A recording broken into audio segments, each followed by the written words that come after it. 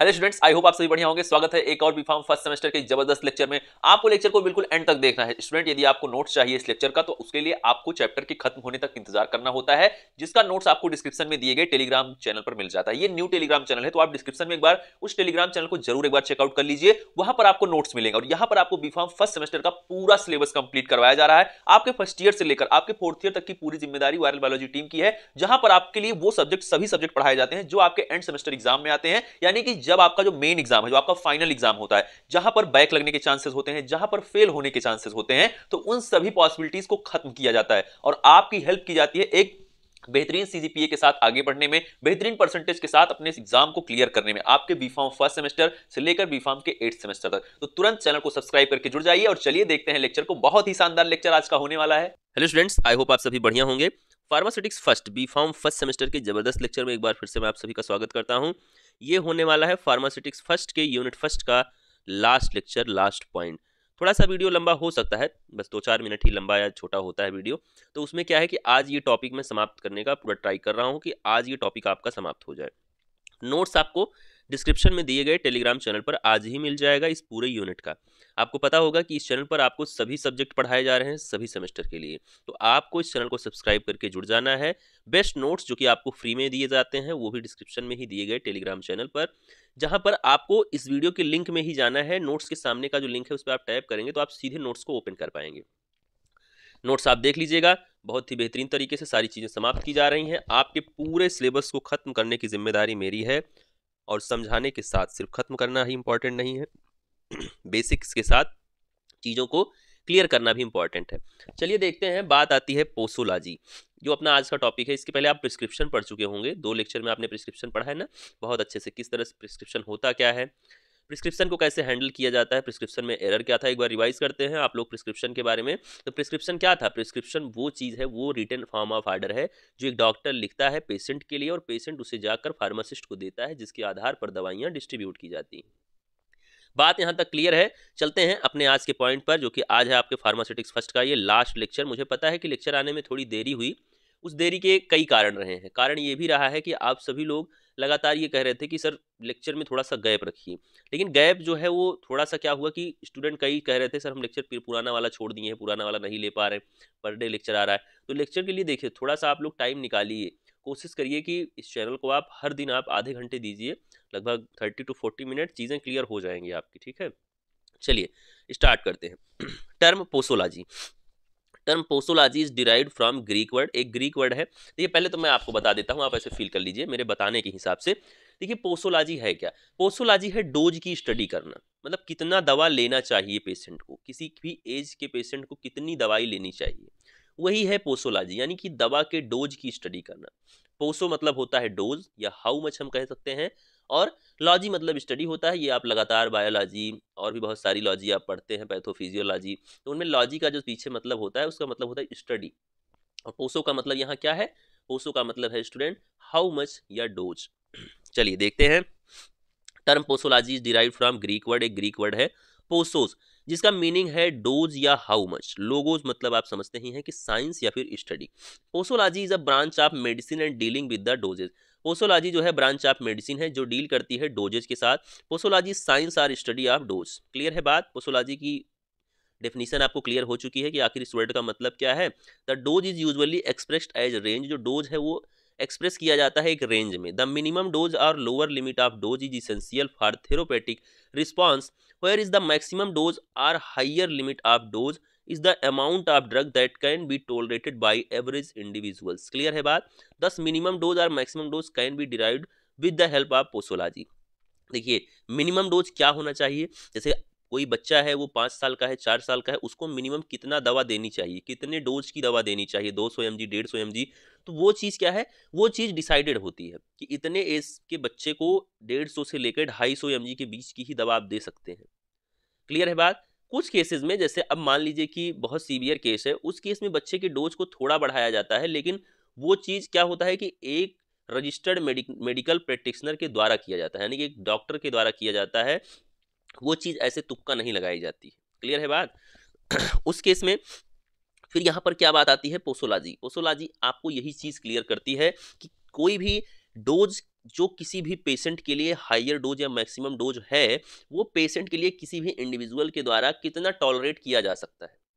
एक लिमिट है। आप किसी को ऐसा नहीं है कि उसकी लिमिट है, यदि 500 mg की दवा खाने की, आप उसे 1000 mg की दवा खिलाएंगे तो जाहिर सी बात है वो बेचैन हो जाएगा और हो सकता है कि उसकी मृत्यु भी हो जाए, उसके बॉडी में कुछ ऐसा चेंज आ जाए जो बहुत ज़्यादा दिक्कत दे दे उसको।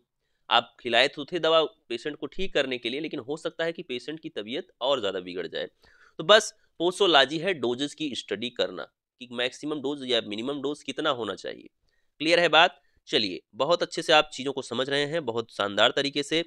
तुरंत आप सब्सक्राइब कर लीजिए चैनल को यदि आप अभी तक नहीं किए हैं। उसके साथ ही इस लेक्चर को अपने दोस्तों तक पहुंचाइए, अपने जो भी क्लासमेट हैं उन तक पहुंचाइए, जिससे ज़्यादा से ज़्यादा बच्चे इसका लाभ उठा सकें।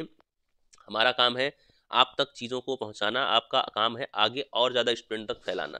जितना आपका रिस्पांस रहेगा उतना ज़्यादा। खैर, मेहनत तो हम लोग कर ही रहे हैं आपके लिए हमेशा, जब तक आपका ये फर्स्ट सेमेस्टर क्लियर नहीं हो जाता है, एग्ज़ाम नहीं हो जाता है। ठीक है।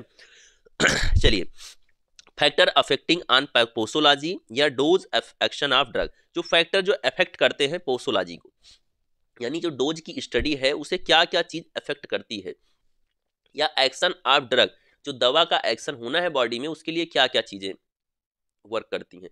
देखिए स्टूडेंट, कोई भी पेशेंट जिसकी एज बहुत ज़्यादा है, वो बुजुर्ग हो चुका है, ओल्ड पेशेंट है, 70 साल का है, अब उसके इंटेस्टाइन उतना ज़्यादा एब्जॉर्ब नहीं करते हैं, उतना ज़्यादा मजबूत नहीं है digestive system.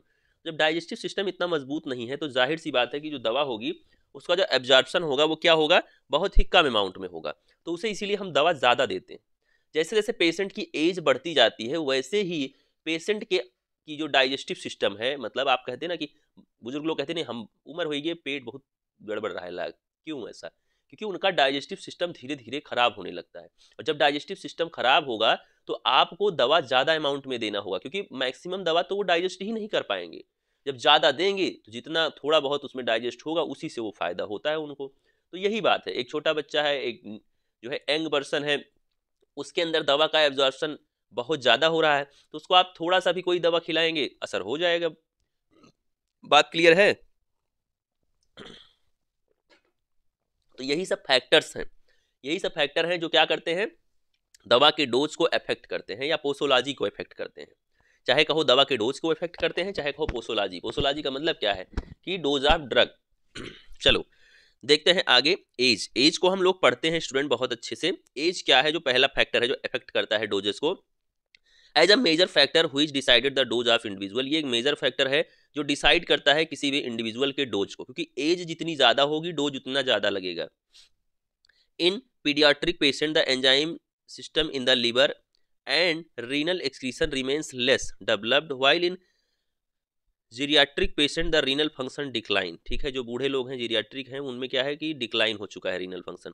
Metabolism rate in the liver and drug absorption from the intestine become slower in geriatric patient. वही बात है ना, लीवर जब कमजोर हो जाता है बुजुर्ग लोगों का, जीरियाट्रिक पेशेंट का, जीरियाट्रिक मतलब जो बुजुर्ग लोग हैं, तो ड्रग एब्जॉर्प्शन जो होगा इंटेस्टाइन में वो भी बहुत कम हो जाएगा। जब उनका लीवर ही कमजोर हो जाता है ना, बूढ़े लोगों का लीवर कमजोर हो जाता है इसीलिए उन्हें क्या दिया जाता है, उन्हें LIP52 जैसी दवाएं दी जाती हैं कि जिससे उनका लीवर जो है मेंटेन रहे। दवा जब डॉक्टर कोई दवा देता है उनको, बहुत ज़्यादा इंपॉर्टेंट दवा होती है या हाइयर डोज होता है, तो उनको LIP52 दिया जाता है जिससे उनका लीवर अच्छा रहे, ड्रग का एब्जॉर्प्शन अच्छे तरीके से हो सके। So the dose of patient according to their age should be judiciously adjusted. Clear है? तो एज के अकॉर्डिंग डोजेज को हम लोग क्या करते हैं, एडजस्ट करते हैं। चलिए देखते हैं सेक्स कैसे ये इफेक्ट करता है किसी भी ड्रग के डोज को। Special care should be taken while administering any drug to a woman during menstruation. जब किसी वुमेन को हम कोई भी दवा मेंस्ट्रुएशन के दौरान देते हैं, जो मासिक चक्र चलता है लेडीज़ों में, उस दौरान हम ध्यान रखते हैं कि जो दवा दे रहे हैं उससे कोई नुकसान ना हो, उसके मेंस्ट्रुएशन साइकिल में कोई दिक्कत ना आए। ठीक है। प्रेगनेंसी के दौरान लैक्टेशन, यानी कि जब एक माँ अपने बच्चे को जो है मिल्क जो है पिला रही है, उस टाइम पे कोई बच्चा है उसका बहुत छोटा है, तो प्रेगनेंसी के टाइम पे। सेकंड टाइम है जब कोई भी माँ जो है बच्चे को दूध वगैरह पिला रही, तो हो सकता है ऐसी कोई दवा हो जो दूध से क्या हो कि बच्चे में जा सके। तो ये चीज़ क्या होगा कि कोई भी बच्चा है जो ब्रेस्ट फीडिंग कर रहा है और वो दवाएं क्या होंगी, बच्चे के अंदर जाएंगी इससे नुकसान हो सकता है बच्चे को। Female adult generally require smaller doses than male. जो फीमेल एडल्ट होती हैं उन्हें इसीलिए जनरली रिक्वायर होता है स्मॉल डोज। मेल के कंपैरिजन में फीमेल को डोजेज स्मॉल दिए जाते हैं। क्लियर है बात। और इन चीज़ों का ख्याल रखा जाता है कि मेंस्ट्रुएशन के केस में, प्रेगनेंसी के केस में और लैक्टेशन के केस में जो दवाएं दी जाएं वो ऐसी हों कि जिससे सामने वाले पेशेंट को भी ना नुकसान हो और जो मिल्क कंजम्पशन कर रहा है बच्चा उसको भी नुकसान ना हो। Strong positive should not be given in menstruation, मतलब स्ट्रॉन्ग पॉजिटिव्स जो होंगी वो नहीं दी जाएंगी मेंस्ट्रुएशन और प्रेगनेंसी के दौरान। मेंस्ट्रुएशन हो रहा है या फिर प्रेगनेंसी है महिला को, उस दौरान स्ट्रॉन्ग पॉजिटिव्स नहीं दिए जाएंगे। Anti malarials ergot alkaloids should not be given during pregnancy that may cause deformation of foetus. इससे क्या हो सकता है, यदि आप कोई एंटी मलेरियल दवा दे रहे हैं मान लीजिए, मतलब जो मलेरिया को खत्म कर रही है, या फिर कोई भी इरोगेट एल्कलाइड दे रहे हैं और महिला जो है वो प्रेग्नेंट है, उस समय पर क्या हो सकता है कि जो बच्चा है, जो फीटस है, उसकी डेथ हो सकती है, ठीक है, महिला के पेट में ही। तो ये चीज़ है जिसको हम लोग आपको बताना चाह रहा, मैं आपको बताना चाह रहा हूँ कि हम लोगों को ध्यान में रखना चाहिए। जब आप एक फार्मासिस्ट बनेंगे उस समय पर इन दवाओं को नहीं देना है। Anti histaminic and sedative drug not taken during breast feeding, कोई भी एंटी हिस्टमिक या फिर सेडेटिव ड्रग नहीं देना है जब ब्रेस्ट फीडिंग कर रहा हो महिला, जो है वो कोई भी बच्चा है उसका वो ब्रेस्ट फीडिंग कर रहा है, क्योंकि ये ड्रग जो है वो सिक्रीट होती है मिल्क से। ये ड्रग जो है मिल्क से सिक्रीट होगी और चाइल्ड में जाएंगी, जो कि चाइल्ड इसको कंज्यूम कर लेगा और फिर चाइल्ड को दिक्कत आ सकती है। क्लियर है बात स्टूडेंट? बहुत अच्छे से आप समझ चुके हैं कि कोई भी एंटी हिस्टमिक या फिर सेडेटिव ड्रग भी नहीं देना है जब ब्रेस्ट फीडिंग हो रही हो। इन सभी दवाओं का ख्याल रखना है जब आप एक फार्मासिस्ट के तौर पर वर्क करेंगे, तो वहाँ पर आपको भी ये सारी चीज़ें, वैसे तो डॉक्टर ही नहीं लिखता है लेकिन फिर भी आपकी भी जानकारी में होनी चाहिए। मान लीजिए कोई महिला आ गई ओवर द काउंटर ड्रग लेने, जिसके लिए डॉक्टर की पर्ची नहीं है, आपसे मांग रही है, तो आप इस चीज़ को जांचें परखें कि महिला प्रेग्नेंट नहीं है या कोई भी ऐसी बात नहीं है, तभी आप उस तरह की दवा उसे दें। बॉडी वेट, ये भी डिपेंड करता है। Body weight of the patient directly related to body surface area. जो बॉडी वेट है वो बॉडी सरफेस एरिया से डायरेक्टली रिलेट करता है। Patient having high body weight also have high surface area, जिसका वेट बॉडी वेट हाई है उसका surface area high होगा। और absorption of drug in the body decrease, जिससे बॉडी का में एब्जॉर्प्शन जो है ड्रग का डिक्रीज कर जाएगा। क्लियर है बात? जो ज़्यादा मोटा है उसके बॉडी में उतना ज़्यादा एब्जॉर्प्शन ड्रग का नहीं होगा। अल्टीमेटली क्या होगा, ये इन्फ्लुएंस करेगा कंसंट्रेशन ऑफ ड्रग को इन द बॉडी।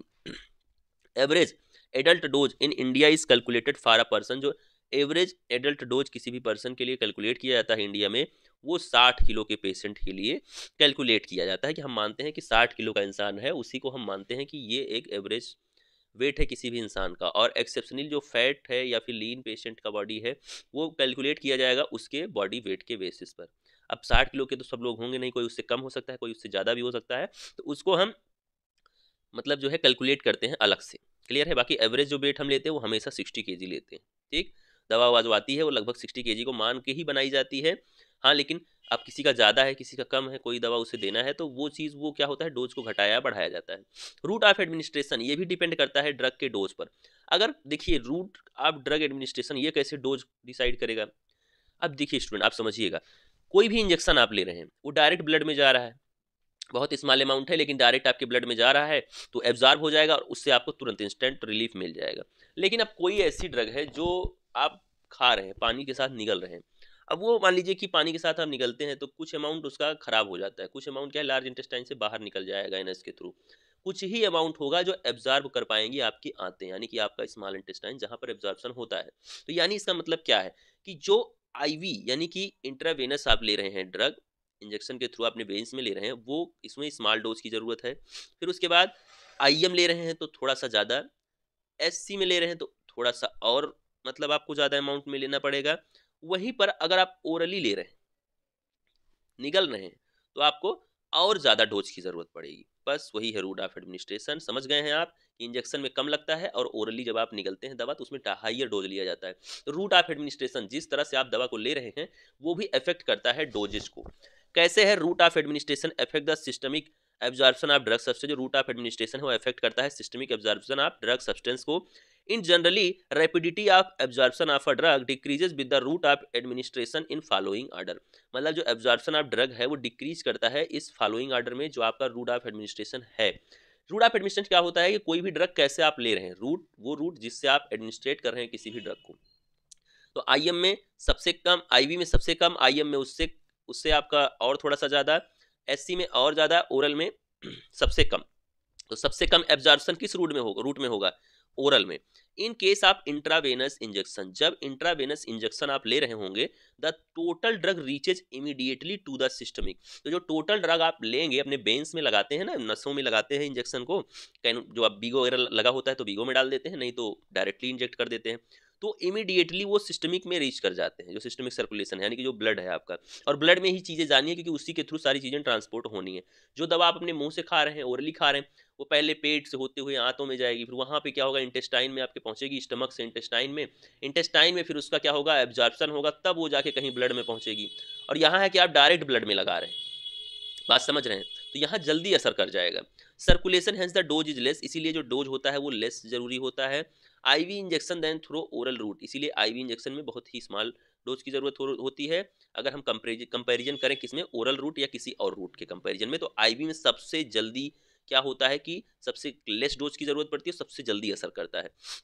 साइकोलॉजिकल स्टेट, यह भी इफेक्ट करती है कि किस तरह से आप सोच रहे हैं, पेशेंट जो है वो किस तरह का है, वो भी डिपेंड करता है। तो साइकोलॉजिकल स्टेट भी डिपेंड करती है डोज डिसाइड होने में। Psychological state of mind can effect the response of a drug, psychological state of mind भी डिपेंड करता है रिस्पांस ऑफ ड्रग पे। Nervous and एनेक्सियस patient require more general anaesthetic, जो नर्वस पेशेंट है या फिर एनेक्सियस पेशेंट है उसे रिक्वायर होता है ज़्यादा, मतलब जनरल एनेस्थेटिक्स का।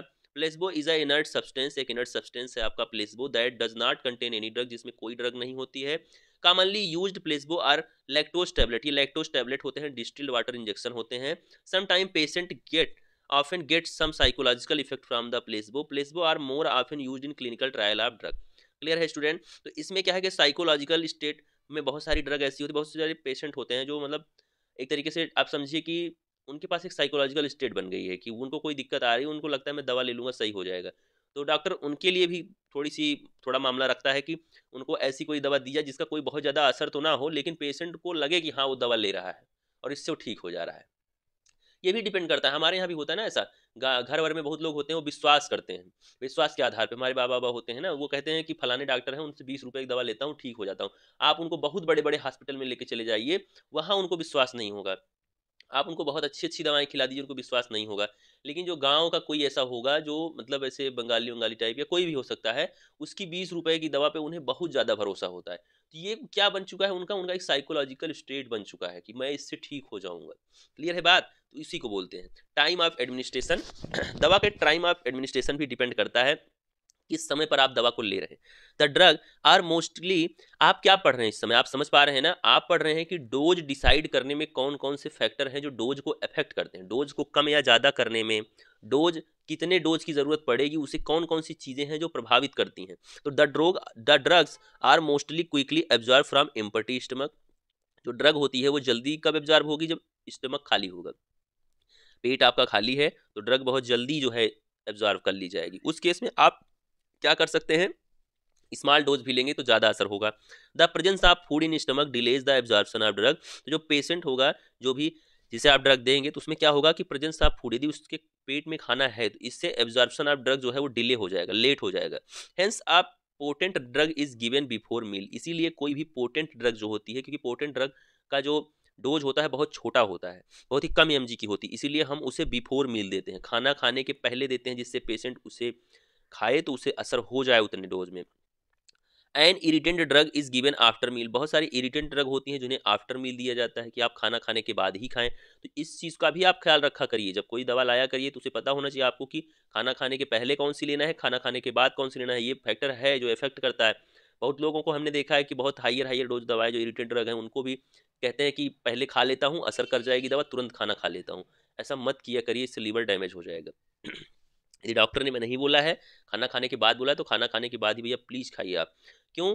क्योंकि अगर आप पहले ड्रग को ले रहे हैं और उसके बाद सोचते हैं कि तुरंत ड्रग खाऊंगा, तुरंत खाना खा लूंगा, उतने में तो वो असर स्टार्ट कर देगा ना, इम्पटी स्टमक है, बहुत तेज एब्जॉर्प्शन होने लगेगा। तो कभी भी ऐसी गलतियां मत करिए, ये आपकी सेहत पर बुरा असर डाल सकती हैं। So that drug are diluted with food and thus produce less irritation, इसीलिए क्या करती हैं, लेस इरिटेशन को प्रोड्यूस करती हैं। तो टाइम ऑफ एडमिनिस्ट्रेशन आपने समझ लिया, time of administration before meal या आफ्टर मील, तो ये सारी चीज़ें हैं। पैथोलॉजिकल स्टेट क्या होती है, ये कैसे इफेक्ट करेगी। If the organ through which bio transformation take place are disease than smaller doses is indicated. Clear है?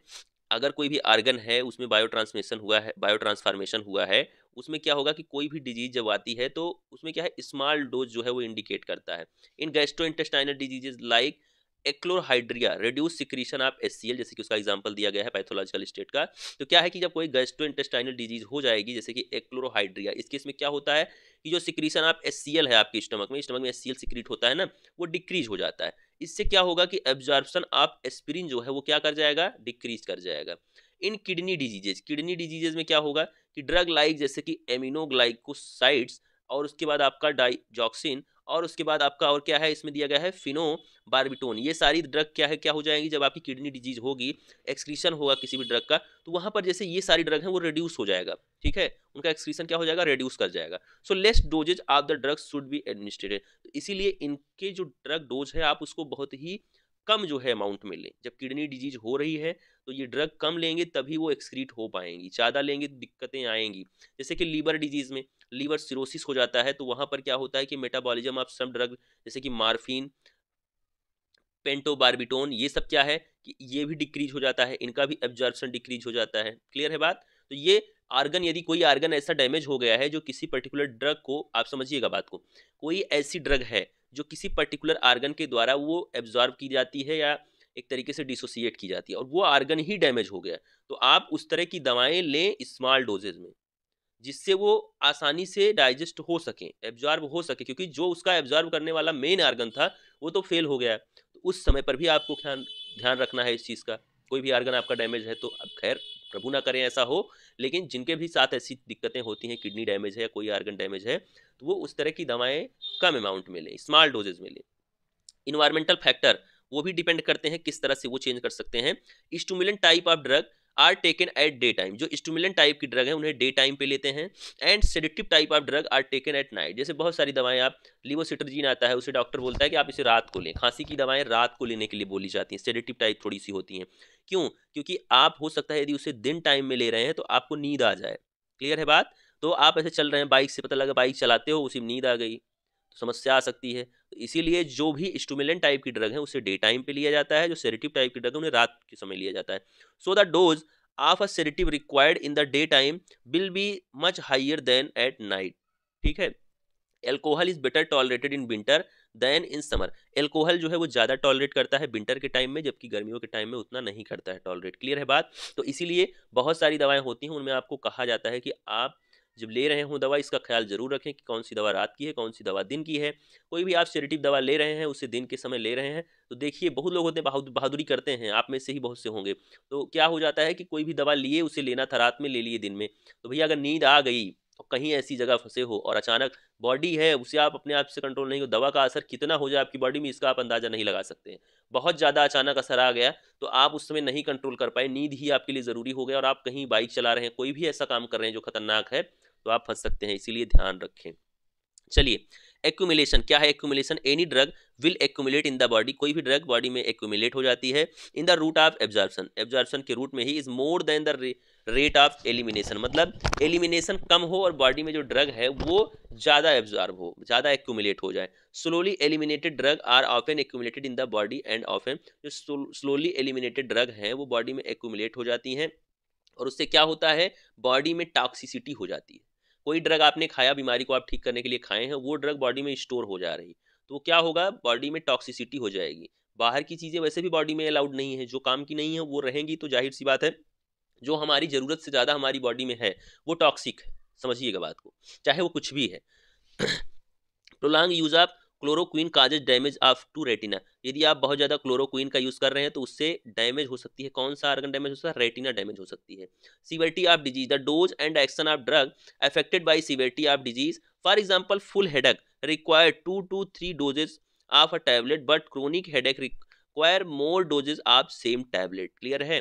अगर कोई बहुत ज़्यादा मतलब थोड़ा सा हेडेक हो रहा है तो उसमें क्या हो रहा है कि उसमें जो डोज की ज़रूरत है वो 2 से 3 डोजेस ऑफ टैबलेट की ज़रूरत है, बट अगर बहुत ज़्यादा क्रोनिक हेडेक हो रहा है तो वहाँ पर सेम ही टैबलेट के ज़्यादा डोजेस की ज़रूरत पड़ती है। तो यही है एक्यूमुलेशन। एक्यूमुलेशन इसी तरह से इफेक्ट करता है कि बॉडी में जितनी ड्रग की ज़रूरत है आप उसे खा रहे हैं और वो एलिमिनेट नहीं हो रहा है। मान लीजिए जो ज़रूरत थी बॉडी ने उसको यूज़ किया, प्लस जो नहीं ज़रूरत है, जैसे विटामिन सी आप ज़्यादा खा रहे हैं तो बॉडी के पास कैपेसिटी है कि वो यूरिन के थ्रू निकल जाएगा, बट अगर नहीं निकल रहा है, स्टोर हो रहा है, तो वो कहीं ना कहीं आगे चलकर तकलीफ देगा आपको। क्लियर है बात, यदि बॉडी में इकट्ठा होंगी चीज़ें तो। एडिटिव इफेक्ट, एडिटिव इफेक्ट भी एक तरीके का बहुत ही ज़रूरी चीज़ है। क्या हो सकता है इसमें? एडिटिव इफेक्ट क्या कर सकता है आपकी बॉडी में? Additive effect of drug effect the dose, ये भी ड्रग के डोज को ही इफेक्ट करेगा। और एक्शन ऑफ ड्रग को, व्हेन 2 और मोर ड्रग एडमिनिस्ट्रेटेड टुगेदर, जब 2 से 2 ज़्यादा ड्रग आप खा लें, 2 या 2 से अधिक ड्रग को आप एक साथ खाएं, उस समय पे क्या होगा कि जो फार्माकोलॉजिकल एक्शन होगा वो इक्विवेलेंट हो जाएगा to sum of their individual pharmacological action. The phenomena is called additive effect. इसी को हम क्या कहते हैं? एडिटिव इफेक्ट कहते हैं। क्या है? एग्जांपल के थ्रू थोड़ा सा समझते हैं। जैसे कि आपका इफिड्रीन और एमिनोफाइलिन, इससे आप ट्रीटमेंट करते हैं ब्रोंकियल अस्थमा का।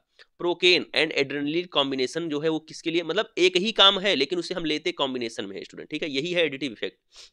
2 ड्रग आप ले रहे हैं, उसका इफेक्ट मिलजुल के एक बन जा रहा है। क्लियर है बात? प्रोकेन और एड्रेनलिन के कॉम्बिनेशन का यूज करते हैं duration of action of procaine के लिए। क्लियर है? तो मतलब ये चीजें हैं जो किसी भी एक डिजीज के लिए 2 टैबलेट आप खा रहे हैं, बीमारी एक ही ठीक करना है लेकिन खा रहे हैं 2 टैबलेट या 2 से अधिक खा रहे हैं, तो इसी को एडिटिव इफेक्ट कहते हैं। क्लियर है स्टूडेंट बात? चलिए, अब इसमें से आप एक ही खाएंगे तो असर नहीं करेगा। सिनर्जिज्म क्या है? If synergism take place on concurrent administration of 2 drug, the dose action of drug alter, तो ड्रग जो डोज होगा ड्रग का और एक्शन होगा वो अल्टर कर जाएगा।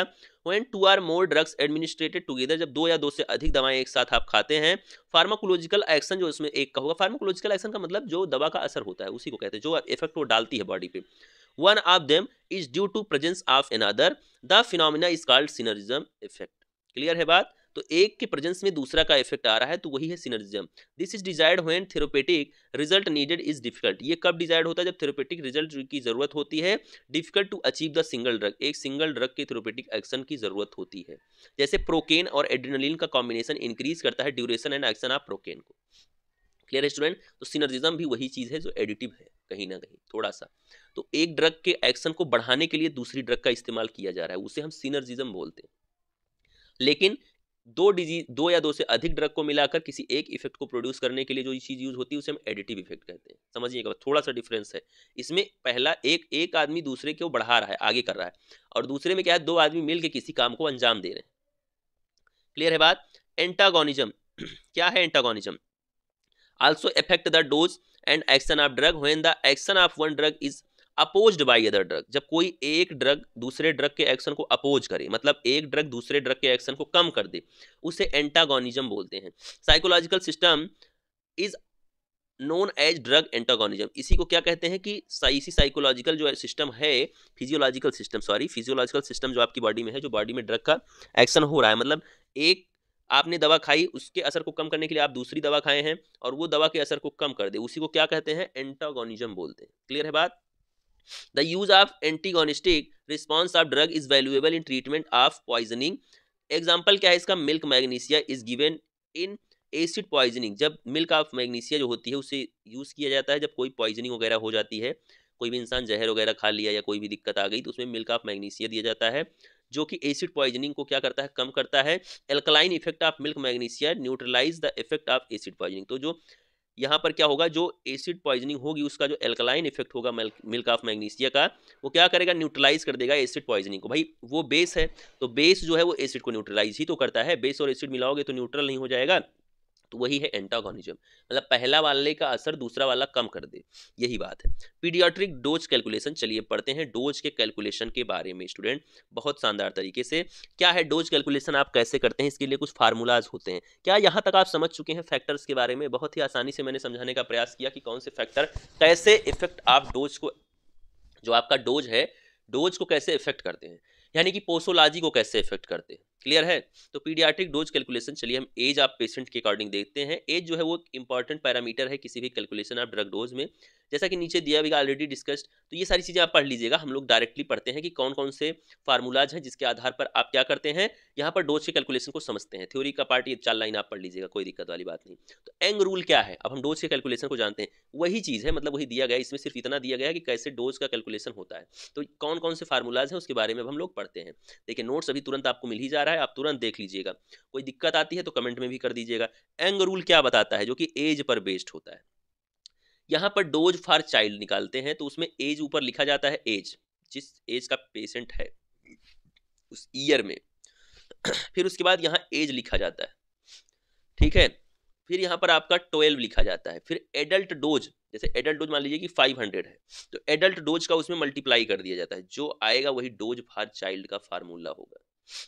मान लीजिए कोई भी क्वेश्चन इस तरह से आ रहा है जहां पर डोज फॉर चाइल्ड निकालना है आपको कि एक बच्चे को कितना डोज देना है, जहां पर जो पेशेंट जो एज है किस मतलब उस बच्चे की जो एज है वो है 12 साल, ठीक है, तो ऊपर 12 आप लिखेंगे, नीचे आप यहाँ पर एज में 12 लिखेंगे, प्लस आप 12 लिखेंगे, तो 12 ऊपर हो जाएगा 12/12 प्लस 12 यानी कि 12/24, ये तो हो जाएगा, तो क्या आ जाएगा 1/2 आ जाएगा, 1/2 इंटू में एडल्ट डोज मान लीजिए कि 500 है, ठीक है, मतलब हम जो एक 60 साल के इंसान के लिए डोज डिसाइड किए वो सब फार्मूले में दिया रहेगा कि जो बच्चे का उम्र है यानी कि चाइल्ड की जो एज है वो आपको हमेशा ईयर में रखना है। यदि मान लीजिए 12 मंथ दिया है तो आप 1 ईयर में रखेंगे, क्लियर है बात, हमेशा ईयर में रखेंगे। तो यहाँ पर मान लीजिए 12 था, तो देखिए समझिएगा मेरी बात को, आप समझ नहीं पा रहे हैं।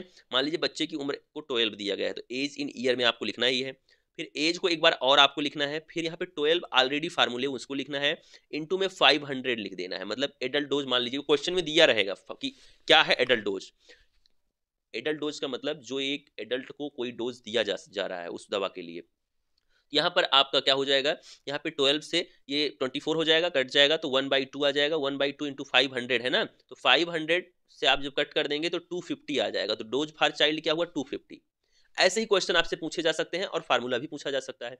तो उसके बाद क्या है, the rule for calculation of dose is applicable to child under 12 year of old age group. तो आपको ध्यान रखना है इस फार्मूले में आप जो डोज कैलकुलेट करेंगे, इसे एंग रूल कहते हैं, तो जो डोज कैलकुलेट करेंगे वो सिर्फ वैलिड है 12 साल के अंदर के बच्चों के लिए, जो 12 ईयर के बच्चे हैं उसी के लिए ये फार्मूला वैलिड है स्टूडेंट, क्लियर है, ये चीज़ आपको क्लियर होना चाहिए।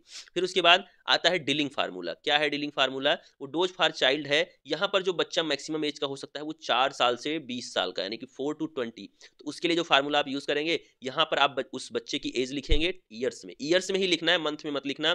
12 होगा, एडल्ट डोज जो होगा 500, 650, 800 क्वेश्चन में जो दिया रहेगा या आप खुद से निकाल रहे हैं तो आप उसको रख देंगे और कैलकुलेट कर लेंगे, बहुत ही ईजी होता है।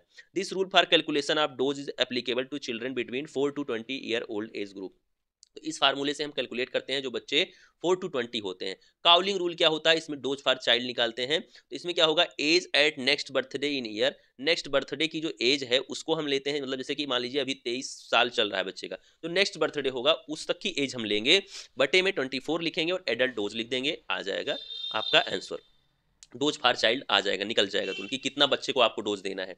फिर उसके बाद आता है फ्राइड रूल फॉर इन्फेंट्स। तो बच्चों के लिए जो फ्राइड का रूल है वो क्या है, यहाँ पर एज को आप मंथ में लिखते हैं, बाई 150 लिखते हैं, देखिए इसमें मंथ में लिखना है एज को, मान लीजिए 2 ईयर दिया है तो आपको 24 लिखना है बाई 150। एडल्ट डोज जो भी है, एडल्ट डोज मतलब जो बड़ों का डोज है उसे यहाँ लिखकर और मल्टीप्लाई करके निकाल लेना है। बास्टेट्स फार्मूला, ये भी डोज फॉर चाइल्ड, एज को ईयर में लिखना है, बटे 30 इंटू में एडल्ट डोज। आप समझ चुके हैं, बहुत ही आसानी से आप समझ चुके हैं कि डोज कैसे डिसाइड हो रहा है।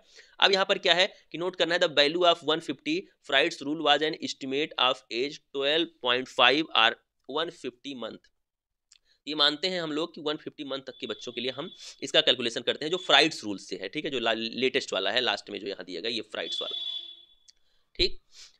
चलिए आगे चलते हैं, आगे चलने के बाद क्या पता चलता है, of an individual who had normally receive an adult dose and the number of 150 in Clarks rule and N estimate of the weight of an individual who likewise would receive an adult dose. Clear है student. चलिए ये exercise में आपको कुछ question दिए भी गए हैं जहां पर if the dose of a paracetamol is 500, देखिए यहाँ पर 500 क्या है, मतलब एक पैरासीटामॉल की एडल्ट डोज जो है वो 500 है, तो एडल्ट डोज में आपको 500 लिख देना है फार्मूला में।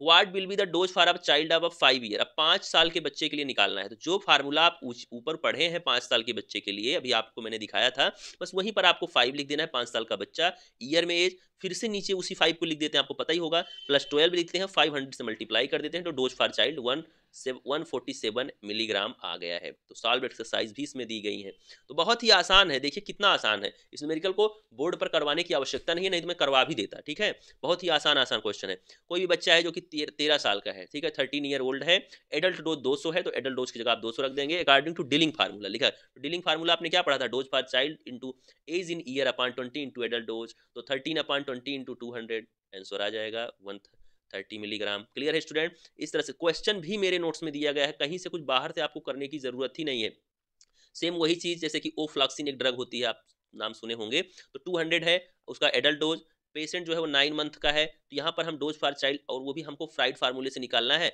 तो हम हमेशा मंथ में लिखते हैं एज को, तो 9/150 × 200। क्लियर है बात? आ जाएगा आंसर, गुणा भाग जोड़ घटाव आप जानते ही हैं।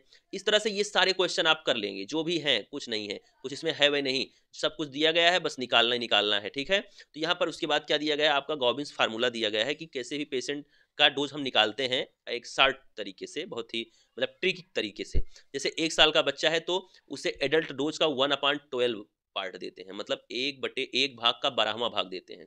कोई भी बच्चा 1 साल से 2 साल का है तो 1/8 भाग देते हैं, मतलब कोई भी चीज आप कोई टैबलेट है वो एडल्ट डोज की टैबलेट है, उसे आप 1/8 में बांट दें, उसे दे सकते हैं। 2 to 3 ईयर है तो 1/6, 1/4, 1 मतलब एज के अकॉर्डिंग दिया गया है ना, तो ये एज के अकॉर्डिंग ड्रग है जो आप पार्ट ऑफ एडल्ट डोजेस है। क्लियर है स्टूडेंट? तो इस तरह से आप क्या कर सकते हैं, किसी भी एडल्ट डोज से बच्चे को दवा दे सकते हैं। क्लियर है? कोई भी फुल एडल्ट डोज देना है तो 21 से 60 साल के पेशेंट को आप फुल एडल्ट डोज देते हैं, फुल डोज।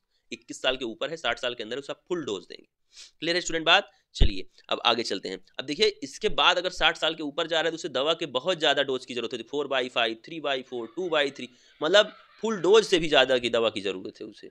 किसी को आप नॉर्मल पेशेंट को 60 साल के नीचे वाले को आप 1 पैरासीटामॉल खिला रहे हैं, लेकिन उसके ऊपर वाले को आप बूढ़ा हो गया तो उसे 3-3 भी टैबलेट खिला सकते हैं, लेकिन ऐसे मत खिलाना, ध्यान देना, पहले डॉक्टर से सलाह लेना, उसके बाद नहीं पता लगे कल से प्रयोग शुरू कर दो कि आज तो 1 यूनिट पढ़ लिया है अब तो मैं डॉक्टर। ऐसी कोई बात नहीं आनी चाहिए।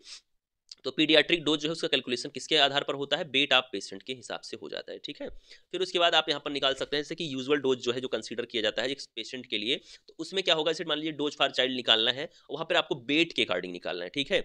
अब जब वेट के अकॉर्डिंग, अभी तक आप एज के अकॉर्डिंग निकाल रहे थे, अब आप वेट के अकॉर्डिंग निकाल रहे हैं, तो क्या है वेट के अकॉर्डिंग कैसे डोज डिसाइड होता है, तो ड्रग का डोज मिलीग्राम में, क्लियर है बात, नीचे किलोग्राम जो है आपका, और पेशेंट का वेट, क्लियर है बात, ड्रग का डोज मिलीग्राम में बटे 1 किलोग्राम इंटू में पेशेंट का वेट, इसके आधार पर आप कैलकुलेट करेंगे एक पीडियाट्रिक डोज। मतलब क्या है इस डोज का, इस डोज को हम लोग कैलकुलेट करते हैं वेट ऑफ पेशेंट के अकॉर्डिंग। अभी तक आप एज, ऊपर आप सिर्फ एज के अकॉर्डिंग कैलकुलेट किए ना कि 5 साल के बच्चे को कौन सी दवा देना है, तो आप इसी में 5 लिख देते थे, बटे 20 करते थे, एडल्ट डोज निकाल के आंसर आ जाता था। अब एज का मामला है खत्म, अब है वेट, तो वेट का फार्मूला आप देख लीजिए, डोज ऑफ ड्रग मिलीग्राम में, मतलब मिलीग्राम में रखना है डोज ऑफ ड्रग को, 1 किलोग्राम इंटू पेशेंट का weight. This formula is applicable when drug dose is expressed in milligram by kilogram. इस फार्मूले का हम इस्तेमाल तभी करते हैं जब जो ड्रग का डोज है वो मिलीग्राम बटे किलोग्राम में एक्सप्रेस किया गया हो। जैसे कि डोज ऑफ फॉर चाइल्ड, किसी भी बच्चे के लिए हम डोज को कैलकुलेट कर रहे हैं, तो यहाँ पर हम वेट लिखेंगे इन एलबी, ठीक है, 150 लिखेंगे नीचे, और average weight of adult in LB into में एडल्ट डोज, इस फार्मूले से हम निकाल लेंगे, जो कि एक फार्मूला आपका क्या है, क्लार्क्स रूल वेट है, ठीक है। तो यहाँ पर वेट इन किलोग्राम, यदि किलोग्राम में वेट दिया गया है तो किलोग्राम रखेंगे, 70 रखेंगे average weight of an adult kilogram में, उसके बाद एडल्ट डोज से आप मल्टीप्लाई कर लेंगे। क्लियर है बात? ये है क्लार्क्स का रूल। तो क्लार्क्स का रूल कब कब यहाँ पर आपको दिया गया है, क्लार्क्स का रूल एक बार आपको किलोग्राम के केस में दिया गया है, एक बार आपका क्या दिया गया है, एलबी में दिया गया है, ठीक है। तो दोनों केस में ये आपका है, और ये ऊपर वाला जो आपको फार्मूला दिया गया है ये चाइल्ड के लिए दिया गया है, जो कि नॉर्मल आप डोज जो है मिलीग्राम बटे केजी में दिया गया हो तब। क्लियर है? तो 150 आप ऐसे ही रख देंगे, 150। जब वेट जो है देखिए, जब वेट एलबी में दिया गया है तो वहां पर आप 150 रखेंगे, जब वेट किलोग्राम में दिया गया है बच्चे का तो उसमें आप 70 रख देंगे नीचे। कुछ नहीं करना है स्टूडेंट, बहुत आसान है। जब बच्चे का वेट एलबी में है तो वहां पर आपको क्या करना है, वहां पर आपको 150 रख देना है नीचे, और अगर किलोग्राम में है तो 70 रख देना है। क्लियर है? एक्सरसाइज नीचे सॉल्व की गई है, क्वेश्चन से और अच्छे से समझ पाओगे। देखो डोज फॉर चाइल्ड, वो डोज फॉर चाइल्ड क्या है, इसमें यहाँ पर आप देख रहे हैं कि एक बच्चा है वो 10 किलोग्राम का है, ठीक, तो ऊपर रख देंगे 10, तो किलोग्राम में है चूंकि, तो 10/70 10/70 इंटू में एडल्ट डोज जो है वो भी दिया गया है 400 मिलीग्राम, मल्टीप्लाई, आंसर आपके सामने। कितना आसान है ये सारे क्वेश्चन, कितने आसान है, 2-2 नंबर के क्वेश्चन पूछे जाते हैं आपके एग्जाम में, ध्यान दीजिएगा, इंपॉर्टेंट है। Paediatric dose calculation based on the body surface area of the patient. Clear है स्टूडेंट? तो बॉडी सरफेस एरिया पे किस तरह से हम पीडियाट्रिक डोज को निकालते हैं, यहाँ पर क्या है कि बॉडी सरफेस मतलब पेशेंट कितना मोटा, कितना ताजा, कितना लंबा है उसके आधार पर। तो यहाँ पर जब आप निकालेंगे पेशेंट के बॉडी सरफेस के आधार पर, आपने कौन कौन से पढ़े, आप पढ़े एज, आप पढ़े हैं और क्या पढ़े हैं अभी, वेट, पेशेंट के वेट के आधार पर। अब आप पढ़ रहे हैं किसके आधार पर, किसी भी पेशेंट के बॉडी सरफेस, यानी मोटे पतले वाले के आधार पे, तो body surface, BS, body surface. Clear है बात?